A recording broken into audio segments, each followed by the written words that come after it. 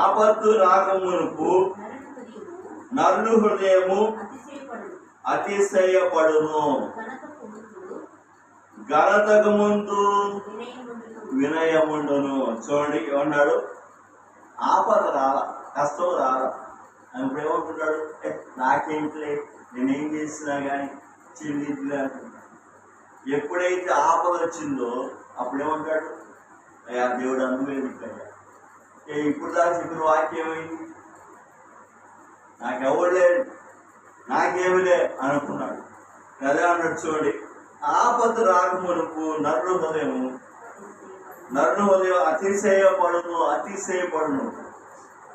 Bible వాక్యంలో ధనవంతుడు ఉన్నాడు, ఏమన్నాడు, అతిశయపడ్డాడు, నా ప్రాణమా తినుము తాగుము సంతోషించు, నీకు కావాల్సినంత విస్తారమైన ఆస్తి సంపాదించా అన్నాడు. అందుకే బైబిల్ వాక్యంలో అతిశయపడమాక. అందుకే అన్నాడు, ఆపత్తు రాకమునుపు నీ హృదయం అతిశయపడకుము. అతిశయపడుతుంది నీ హృదయం.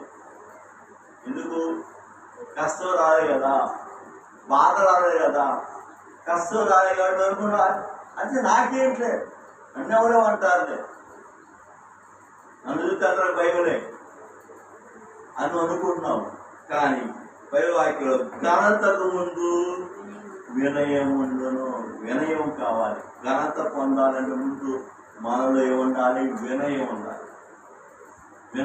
అంతేగాని అతిశయం కాదు, వినయం కలిగి ఉండాలి. వినయం కలిగి ఉన్నావా లేదా, ఇది కావాలి. వినయంతో బతుకుతున్నావా లేదా, వినయంతో వాక్యం తెలుసుకున్నావా లేదా, వాక్యం వింటున్నావా లేదా, వాక్యం కళ్ళ ముందు చూస్తున్నావా లేదా. అంతేగాని అతిశయపడితే ఏమైతే, అతిశయపడ్డాడు ధనవంతుడు. ఏం చేశాడు దేవుడు, ప్రాణాన్ని తీసేశాడు. ఇంకా ఆస్తి బట్టి ఎవరు అతిశయపడాలి, సంపాదించినాడు పోయాడు, ఎవరు అతిశయపడాలయా, చుట్టుపక్కల వాడు అతిశయపడాలి. మనవాడు చచ్చిన సంపాదించిపోయాడు. అతిశయపడమాక. మన పూర్వీకులు లాగా మనం కూడా జీవించడం కాదు. మన పూర్వీకులు వాక్యం తెలియదు, వారికి న్యాయం తెలియదు, నీతి తెలియదు, వాక్యం తెలియదు కాబట్టి వారేదో ఆ దినాల్లో చూసినట్టుగా నడుచుకున్నారు, కానీ నశించిపోయారు. కానీ ఈ రోజుల్లో కళ్ళ ముందు అన్నీ కనబడతా ఉన్నాయి. అతిశయపడవాక బైబిల్ వాక్యం ద్వారా హెచ్చరిస్తూ ఉన్నాడు. అలాగే సామెతలు